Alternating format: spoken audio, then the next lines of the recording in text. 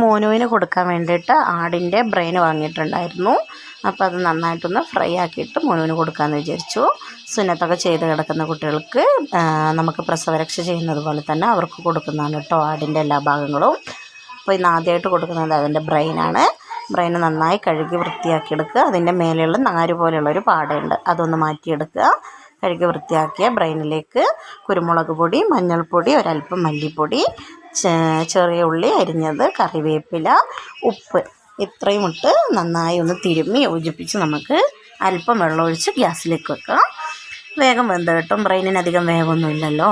അപ്പോൾ അത് നന്നായി ഒന്ന് വെന്ത് വരുമ്പോൾ നമുക്കതിലേക്ക് ഒരല്പം പച്ച വെളിച്ചെണ്ണ ഒഴിച്ച് നന്നായി വെള്ളം വറ്റിച്ച് എടുക്കാവുന്നതാണ് കേട്ടോ. കുട്ടികൾക്കാണെങ്കിലും മുതിർന്നവർക്കാണെങ്കിലും ഇങ്ങനെ ഒന്ന് ഫ്രൈ ചെയ്ത് കൊടുക്കുന്നത് എപ്പോഴും അവരുടെ രക്ഷയ്ക്കും പിന്നെ അവരുടെ ആരോഗ്യത്തിനൊക്കെ നല്ലതാണ്.